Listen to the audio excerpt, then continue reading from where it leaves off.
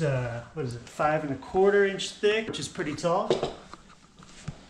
First tip, use a little piece of block to pull your tape measure to.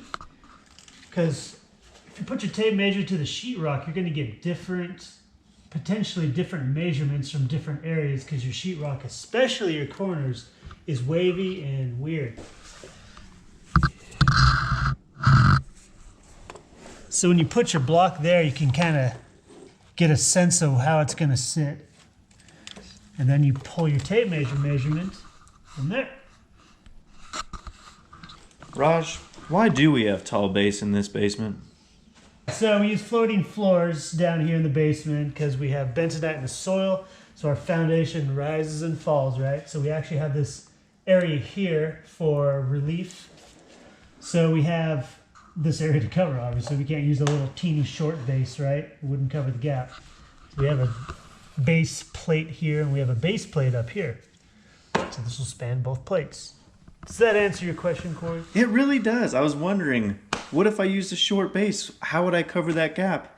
But hey, just use taller base. You know, problem solving. Exactly. Love it. Yes. So the second tip of the day is our corners. With this kind of profile of base, you have this kind of rounded top going on. So it makes it challenging when you want to just do a straight up butt joint. You don't get a good match at the top there, right? So then what a lot of people do is they 45 both ends and join it like that. But what happens a lot of times, you don't get a very good joint, especially with such a tall piece of base. You can see how you got a lot of dark line there. So you can fill that in with caulk, but the caulk could potentially crack, and also it doesn't look as sharp. So what we do is we cope cut. To do a cope cut, it's nice to have a little bigger of a piece to start with, so you don't want to cut your length, especially if it's a little teeny guy, because then you don't have anything to hold on to while you cut it. First, set the saw at 45 degrees. Because our base is so wide, we can't actually cut it at 45 standing up because it's too tall. So tilting the saw. Back on the right side, yeah.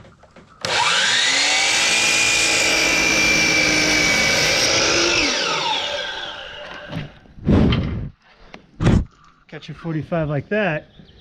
What ends up happening is this line right here that it creates is exactly your profile. Like that. I don't know if you can see from that angle. So we'll cut along there and show you. To do this, it's really nice to have a really thin blade so you can go around the curve. This isn't exactly that thin.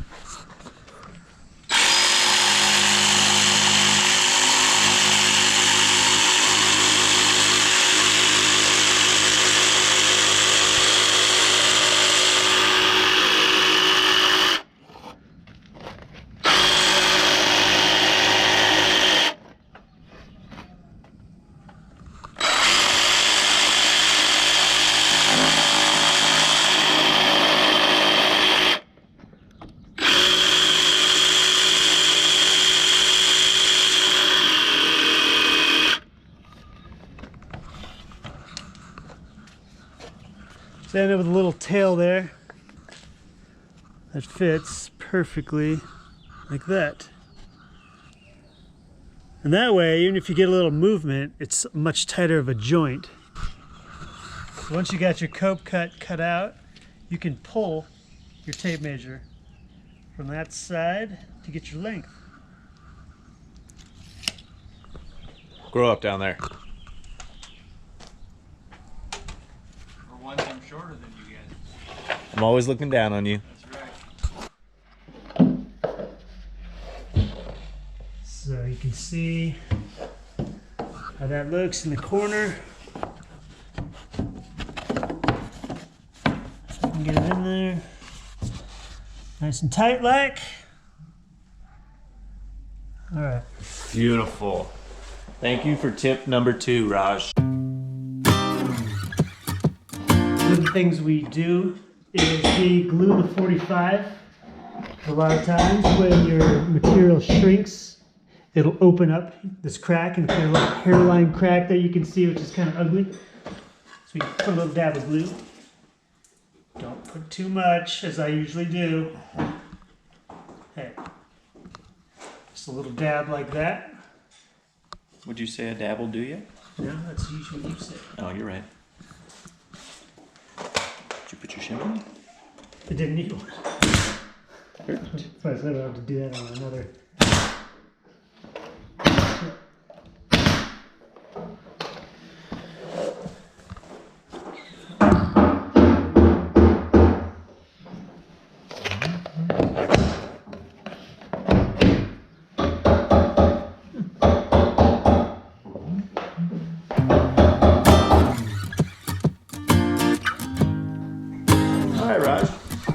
So in a basement, sometimes floor is not that level. What do we do?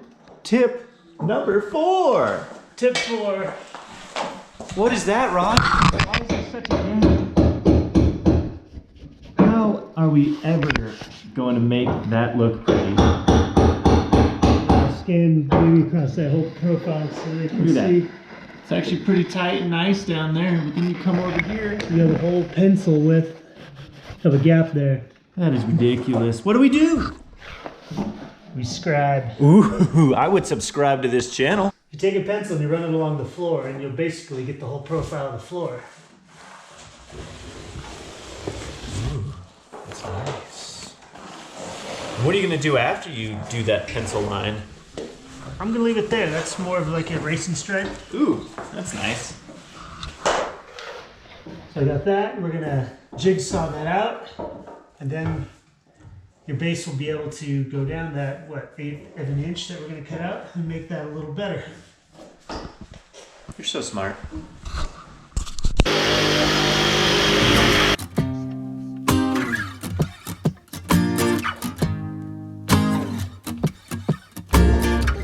Whoa. Anyways. I think I was getting flagged. So what did that do for our piece, Raj? How are we looking? So now you can see that the gap that we had is much smaller. Much smaller. We Probably. can still maybe do a little bit more. Small gap? Yeah. That's a good small gap? Yep, small gapper. Perfect. We got now maybe like a 3/16 inch gap compared to whatever it was before, 3/8. So if we want to take out more of that gap, we can even do another scribe even further.